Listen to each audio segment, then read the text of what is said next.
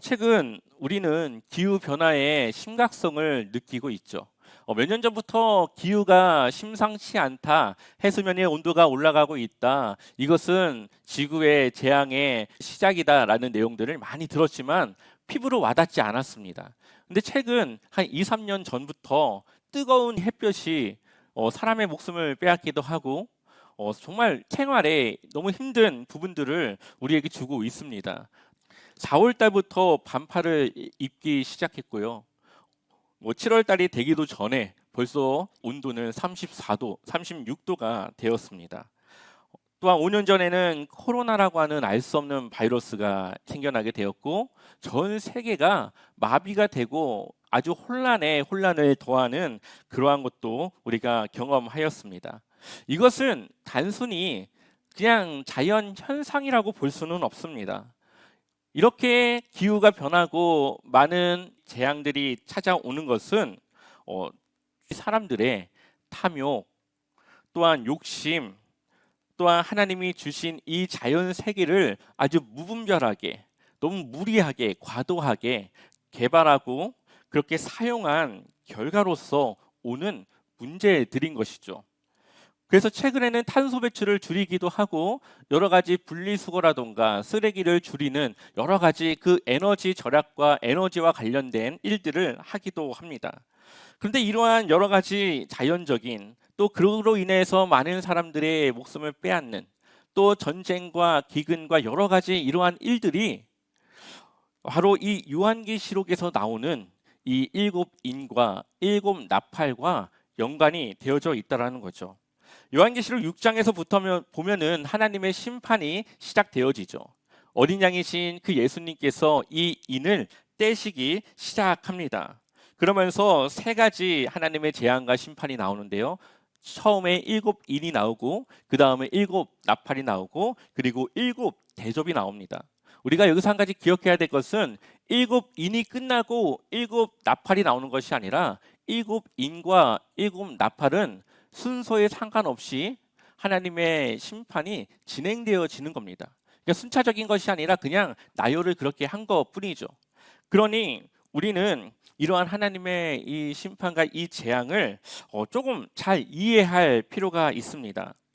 또한 이러한 얘기를 들으면은 하나님의 그 심판에 대한 두려움을 갖기도 합니다. 하지만 요한계시록은 지속적으로 말하지만 우리에게 공포를 주거나 우리의 마음을 무섭게 하려고 하는 것이 아니라 그러한 것을 경고해서 그러한 하나님의 마음을 우리가 알아서 좀 더 우리의 믿음을 단단하게 하나님의 말씀을 가지고 이 세상을 살아가라고 하는 하나님의 사랑, 하나님의 긍휼과 자비의 메시지가 이 안에 들어있다라는 것을 우리는 늘 기억을 하고 있어야 됩니다.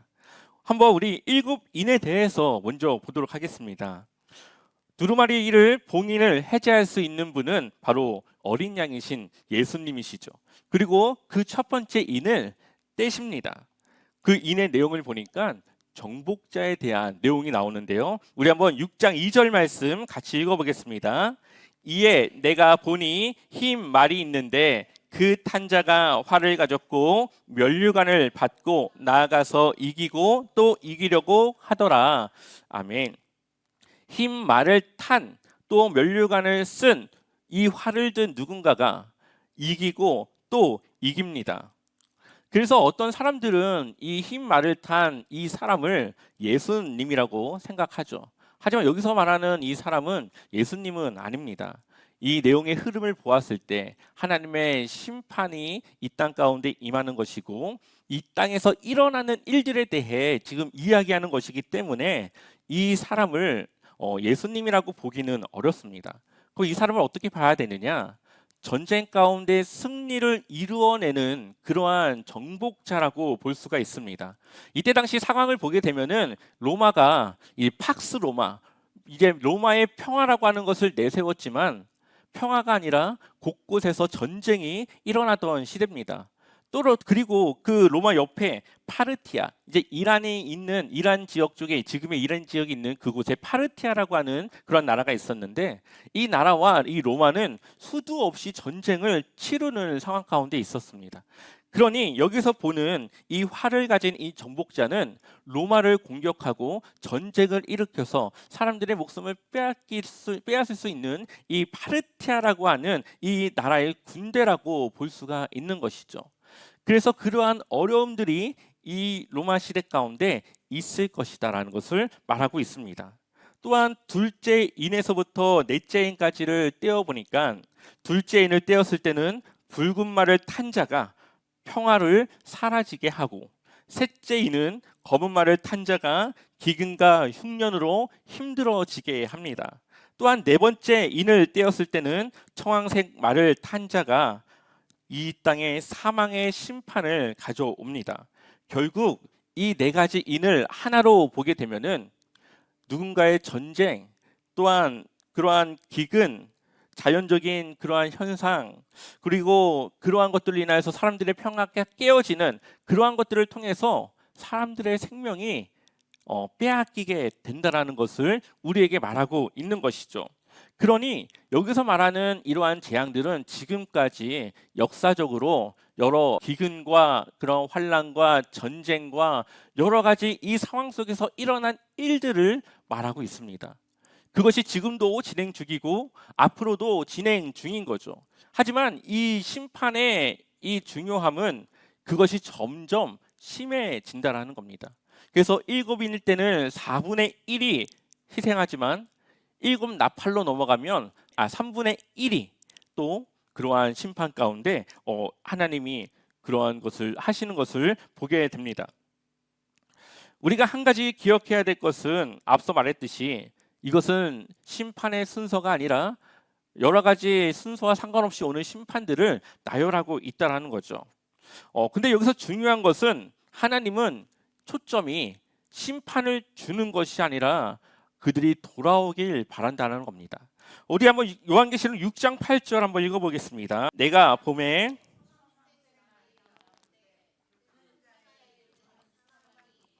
음부가 그 뒤를 따르더라.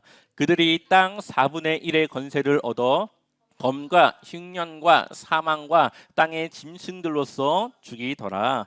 아멘. 이 심판을 가져오는 이 존재가 어디까지만 권세를 얻었다고요? 4분의 1까지만. 그러니까 하나님이 그의 심판의 권세를 주시고 그것을 조절하십니다. 4분의 1은 재앙을 받고 4분의 3은 회개할 기회를 갖습니다. 하나님은 이러한 여러 가지 재앙들과 여러 가지 하나님의 심판들을 통하여서 살아계신 하나님을 그들이 알게 하고 그들이 하나님 앞에 나아가야만 이 마지막 심판의 때를 피할 수 있다는 것을 깨닫기를 바라고 있는 것이죠. 그런데 이러한 혼란스러운 어려움이 하나님을 온전히 믿었던 그런 그리스도인들에게는 어떻게 되었을까요? 그것을 피했을까요? 아니면 함께 고난을 경험했을까요?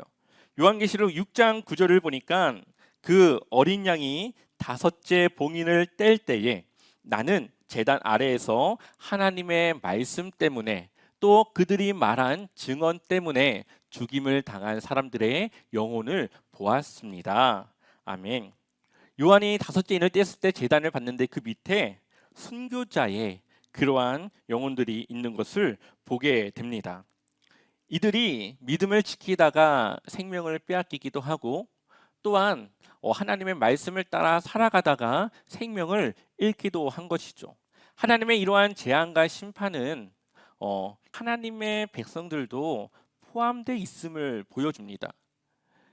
모든 사람들에게 고난과 이 고통이 임하는 것이죠. 하지만 다른 것은 마지막 심판, 이 모든 것이 끝나는 그때에는 이 순교자들과 하나님의 믿음을 지킨 자들은 하나님과 함께하는 승리의 그 자리에 있게 되고 그렇지 않은 사람들은 그 고통을 피한 것 같고 그 고통에 해당되지 않는 것 같지만 결국에는 하나님의 그 승리의 자리에 가지 못한다라는 것을 이 요한계시록은 우리에게 보여주고 있습니다. 한번 이들이 당했을 법한 이 어려움을 한번 예로 들어볼까요? 자, 하나님이 인을 떼셔서 재앙, 기근이 옵니다. 먹을 것이 없어서 사람들이 먹을 것을 아주 비싼 값에 사야 되는 그러한 때가 오게 됩니다. 그래서 사람들은 먹을 것이 없으니까 누군가를 해쳐서 먹을 것을 빼앗기도 하겠죠. 혹은 누군가의 것을 빼앗고 훔치기도 할 겁니다. 혹은 아주 부정한 방법으로 이 생명을 지키기 위해 먹을 것을 구하겠죠. 이때 하나님의 백성인 그리스도인들은 어떤 선택을 할까요? 빼앗지도 않고 훔치지도 않고 그렇다고 남을 해치지도 않을 겁니다. 부정적인 방법으로 그것을 얻을 수 있다고 해도 하나님의 정의를 세워야 되는 그들에게는 그것이 좋은 방법이 아니라고 생각을 하고 시행하지 않을 겁니다. 그러다 보니까 때로는 먹을 것이 없어 굶어 죽을 수도 있겠죠. 혹은 내가 가지고 있는 이 먹을 것을 다른 누군가에게 무력적으로 빼앗길 수도 있습니다. 그런데 그 대상이 나라면, 내 믿음이 그런 거라면 괜찮습니다. 근데 내가 내 믿음을 지키려고 하는데 그 고통을 가족들이 받는다면 어떡할까요? 내가 믿음을 지켜서 그 먹을 것을 얻지 못해서 내 자녀들이 굶어가고 있는데 그 믿음이 어떻게 될까요? 흔들리지 않겠습니까? 이것이 얼마나 그들에게 힘든 순간이겠습니까? 하나님의 말씀을 어기고 먹을 것을 얻어서 생명을 취해야 될지, 아니면 믿음을 끝까지 지켜 하나님의 도우심 가운데 살 수 있을지, 아니면 하나님의 말씀을 지키다가 그 생명을 잃어야 될지, 아마 그들에게는 엄청난 고민과 이 믿음의 갈등이 있었을 겁니다. 그리고 그것을 이겨내고 결국 믿음을 지키다가 순교한 그들의 영혼이 하나님의 제단 밑에 있었던 것이죠. 우리가 생각할 때는 그들의 어려움과 고통이 단순히 그냥 좀 어려움을 견디는 그러한 것이라고 생각할 수 있겠지만, 그들에게는 그것이 나뿐만 아니라 가족의 생명까지도 연결된 아주 심각한 문제였다라는 것을 우리는 기억해야 됩니다. 그리고 그들은 믿음을 지키기 위해 그 희생을, 그러한 헌신을 마땅히 각오하고 맞아 들었다라는 거죠. 근데 그렇게 살아가는 그리스도인들을 세상 사람들이 볼 때 어떡할까요?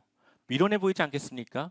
사는 게 먼저지 그 믿음이 뭐라고, 그 믿음을 가지고 있는 그 하나님은 왜 그들을 지키지 않느냐고 그러지 않겠습니까? 아마 많은 조롱과 이 미련함과 이 바보 같은 그러한 엄청난 이 일들이 그들에게 있었을 겁니다.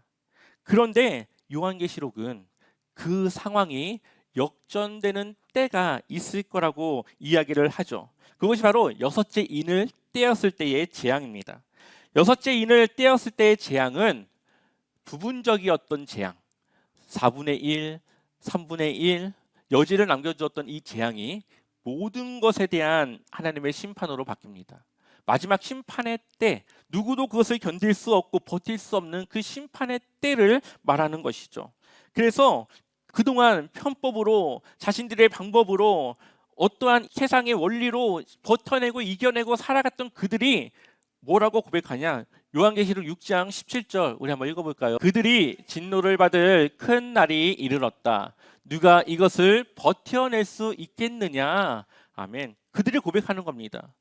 그동안 여러 심판들을 잘 견뎠다 생각했던 그들, 자신의 방법으로 능히 모든 것을 잘 견뎌낼 수 있을 것 같았던 그들이 더 이상 하나님의 마지막 심판의 때를 견디지 못하고, 도대체 이것을 그럼 누가 버틸 수 있겠습니까? 라고 질문을 하며 6장이 끝나죠. 그리고 7장은 그 질문에 대한 답을 주는 하나님의 승리의, 희망의, 소망의 메시지를 주고 있는 그 말씀으로 이어지게 됩니다.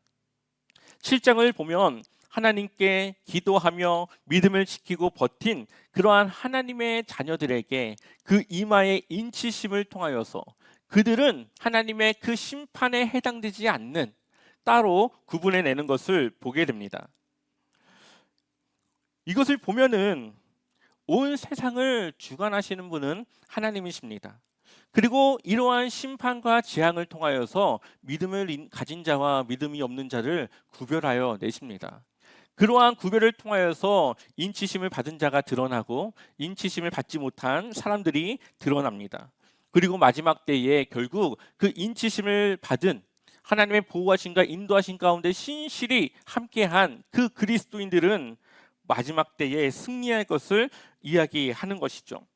그래서 하나님을 향한 믿음을 지킨 자들, 곧 하나님의 소유된 백성들은 얼마든지 하나님께서 보호하여 주실 수 있음을, 그들은 하나님이 지금까지 보호하고 계셨음을 마지막 때에 보여주십니다.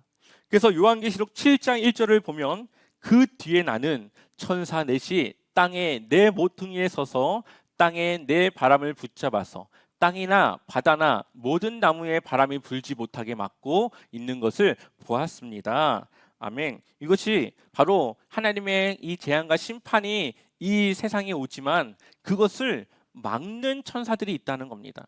그래서 그것을 조절하는 것이죠.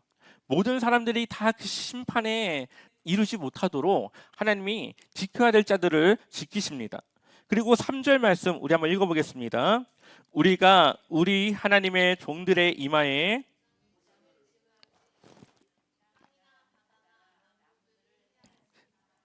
아멘. 여전히 하나님의 구원을 받아야 되는, 하나님의 그 인치심을 받아야 되는 하나님의 자녀들이 있는데 그들이 다 그 이마에 인치심을 받을 때까지 그 심판의 재앙이 완전히 이루지 못하도록, 그것들을 해하지 못하도록 지금 하나님이 막고 그것을 주관하고 있는 것이죠. 그러니까 하나님이 보호하지 않고 그것을 조절하지 않으면 이미 이 세상은 그러한 심판과 재앙으로 끝났을 겁니다. 하지만 하나님은 하나님 백성들이 구원할 것을, 그것을 기다리며 그것을 조절하며 그 모든 재앙과 심판을 주관하시는 그 하나님이심을, 그 모든 권한이 하나님께 있음을 우리에게 보여주고 있습니다. 여기서 인치심을 받았다고 하는 것은 에스겔서 9장에 나오는 이미지를 사용한 겁니다. 그리고 이마의 표를 받았다고 하는 것은 출애굽기에서 유월절 때에 문설주에 피를 바른 그 집은 지나갔던 것처럼 눈에 보이지 않지만 하나님의 그 그리스도의 그 피로 새롭게 새 창조된 하나님의 자녀들은 바로 그러한 그리스도의 피로 인침을 받아 죽음을 넘는, 심판이 넘어가는 그러한 하나님의 은혜가 있을 것을 우리에게 말하고 있는 것이죠. 그래서 유월절 때의 모든 사람들에게 하나님의 그 죽음의 사자가 오지만 문설주에 피를 바른 집은 넘어갑니다. 바로 그러한 이미지를 우리에게 보여주고 있는 것이죠. 그러니 예수 그리스도의 피로 깨끗하게 되어 의의 흰옷을 입은 구원받은 성도는 하나님께서 보호하시고 그들이 구원의 길로 갈 수 있도록 인도하여 주심을 보여주십니다. 그리고 그 수가 14만 4천이라고 말하죠. 요한계시록 7장 4절을 보면 내가 들은 바로는 도장이 찍힌 사람의 수가 14만 4천 명이었습니다. 이와 같이 이마에 도장을 받은 사람들은 이스라엘 자손의 각 지파에서 나온 사람들이었습니다. 아멘. 지난번에도 말씀드렸다시피 14만 4천은 이스라엘 안에서 구원받은 14만 4천을 말하는 것이 아니라 구약의 12지파, 신약의 12제자 곱하면은 144입니다. 거기에 충만의 수 1000을 곱해서 14만 4천이 나오는 거죠. 그러니까 구약과 신약의 모든 구원받은 성도들이 충만한 그 수를 말하는 겁니다. 그리고 그 수를 그 요한이 보니까 9절 우리 한번 읽어보겠습니다.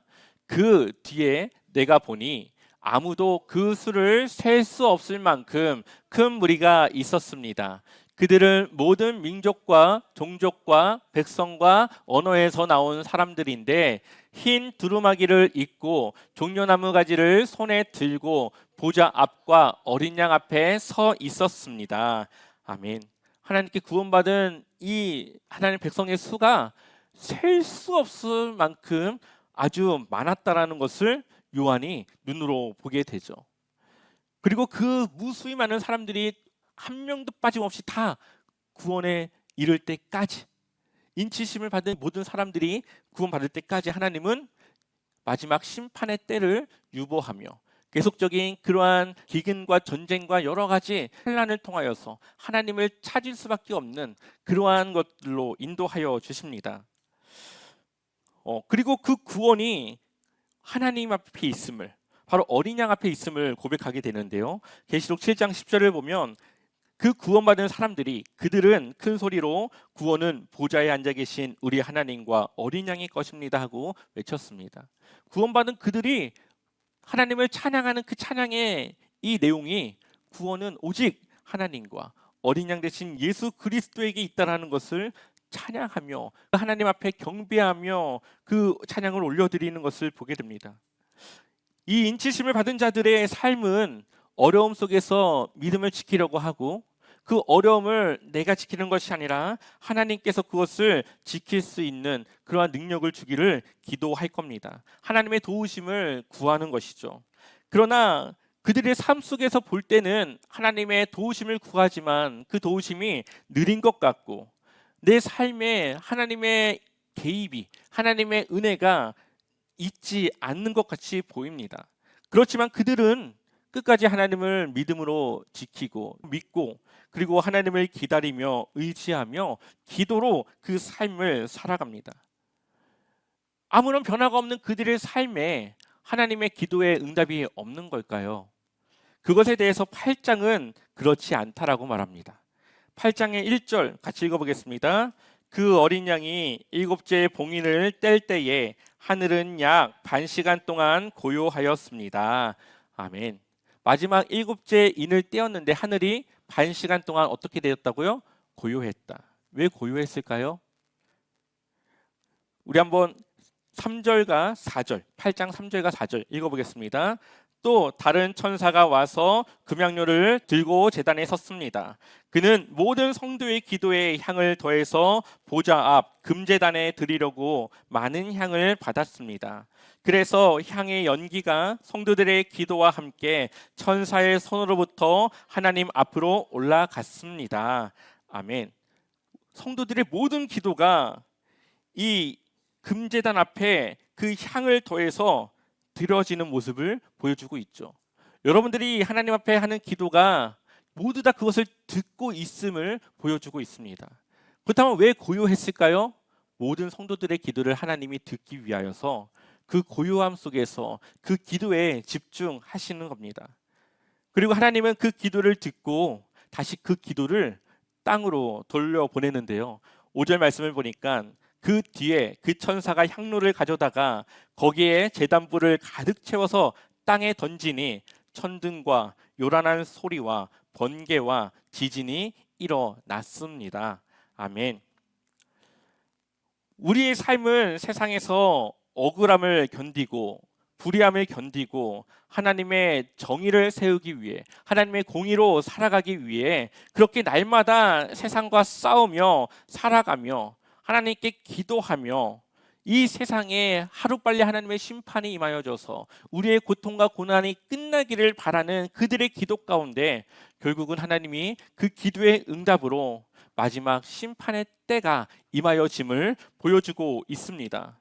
그때에는 그들이 받았던 불의함과 고통을 받지 않고 또한 고난이 그들에게는 있지 않는 온전한 하나님의 나라를 세우셔서 그곳에서 하나님의 정의와 공의로 다스려지는 그 나라에서 하나님이 주시는 기쁨과 평안 가운데 그 믿는 하나님의 백성들이 살아갈 수 있도록 하실 것을 우리에게 말씀하고 있죠. 그곳은 어떤 곳일까요? 요한계시록 7장 16절과 17절 우리 한번 읽어보겠습니다. 그들은 다시는 줄이지 않고 목마르지도 않고 해나 그 밖에 어떤 열도 그들 위에 괴롭게 내려쬐지 않을 것입니다. 보좌 한가운데 계신 어린 양이 그들의 목자가 되셔서 생명의 샘물로 그들을 인도하실 것이고 하나님께서 그들의 눈에서 눈물을 말끔히 씻어 주실 것입니다. 아멘. 이 땅 가운데 받았던 모든 그 고난과 고통을 없애시고 그들이 흘렸던 눈물을 이제 씻으시고 하나님 앞에 이제는 완전한 그 하나님의 나라에서 살아갈 수 있을 것을 말씀하고 있는 것이죠. 그러니 그 나라가 이 땅 가운데 세워질 때까지 우리는 기도하며 믿음으로 살아갈 수 있도록 늘 하나님 앞에 나아가야 하는 것입니다. 7째 모든 인이 끝나면서 7 나팔과 이어지게 됩니다. 일곱 인이 사람에 대한 그러한 재앙에 초점이 있다면 일곱 나팔은 창조 세계에 대한 그러한 심판입니다. 그러니 이 심판의 각도를 다르게 보고 있는 것이죠. 같은 심판이지만 다른 각도에서 이 피조 세계를 향하여 보고 있는 겁니다. 첫 번째 나팔부터 네 번째 나팔까지를 보면 땅, 바다, 강, 하늘에 대한 재앙의 심판이 이루어지게 됩니다. 인의 심판의 때는 4분의 1이었지만 이제는 3분의 1이 하나님의 심판에 해당됩니다. 요한계시록 8장 13절 우리 한번 읽어보겠습니다. 그리고 내가 보고 들으니 날아가는 독수리 한 마리가 하늘 가운데로 날면서 큰 소리로 외쳤습니다. 화가 있다, 화가 있다. 땅 위에 사는 사람들에게 화가 있다. 아직도 새 천사가 붙어야 할 나팔 소리가 남아 있다. 아멘. 나머지 3분의 2에게 경고를 하는 거죠. 아직 이 새 천사의 하나님의 재앙과 심판이 남아 있으니 지금이라도 어떻게 하라고요? 하나님께로 와서 그 믿음을 회복하거나 믿음을 갖고 하나님의 백성이 되어야 됨을 말씀하고 있습니다. 그렇기 때문에 일곱 나팔의 의미는 경고를 주는 나팔입니다. 이 세상의 위험에 대한 경고를 주어서 빨리 하나님께로 피하라고 하는, 그 어려움과 그 환난을 하나님께로 와서 피하라고 하는 그러한 나팔의 소리를 주고 있는 것이죠. 우리는 이러한 불안하고 두려운 세상에서 남들과 다른 방식으로 살아가야 합니다. 하나님께서 우리에게 주신 말씀을 따라 정의와 공의로, 정직함으로 이 세상의 불의를 따르지 않고 우리는 살아가야 합니다. 그런데 그러한 악으로 가득 찬 이 세상에서 믿음을 지키고 살아가는 것은 쉽지가 않습니다. 요한계시록이 쓰여질 당시에 그들이 믿음을 지키는 것은 그들의 삶과 생명이 직결된 문제였습니다. 그래서 믿음을 지킨다는 것은 참으로 어렵고 힘든 일입니다. 아마 여러분들에게도 해당되는 이야기일 겁니다. 여러분들의 삶에 조금만 편법을 써도 더 많은 재산을 불릴 수 있고, 또 사람들과 같이 그렇게 이 세상을 즐기며 살아갈 수 있다라는 그런 마음이 누구나 있지 않겠습니까? 그러나 그렇게 하지 않는 것은 우리에게는 하나님을 향한 믿음이 있고, 그 믿음을 지키기 위해 내가 더 잘 살아가는 것보다는 그 고통과 고난을 조금은 내가 감수하며 하나님의 말씀을 따라 살아가겠다고 하는 그러한 믿음이 우리에게 있는 겁니다. 그리고 그런 믿음으로 살아가는 우리가 바로 하나님의 인치심을 받은, 그 인치심이 우리의 이마에 표로 남아있는 바로 그러한 하나님의 백성이라는 것을 보여주는 것이죠. 그리스도인의 삶은 어려울 수밖에 없습니다. 아마 어려움이 없다면 그 사람의 믿음은 한번 돌아봐야 할 겁니다. 그러나 그 어려움이 있다고 하는 것은 내가 하나님을 향한 믿음으로 아주 치열하게 그 믿음을 지키고 있다고 하는 뜻일 겁니다. 한 주간의 삶을 여러분들이 또 살아가야 되지 않겠습니까? 어떠한 영적인 싸움, 세상과 어떠한 방법의 싸움이 있을지 우리는 알 수 없지만 여러분들이 기도하는 그 기도가 하나님께 들려지고 하나님은 다시 그거에 대한 응답을 우리에게 주심을 요한계시록은 보여주고 있습니다. 기도로 승리하시고 하나님의 말씀으로, 하나님의 방법으로 승리하시기를 축원합니다.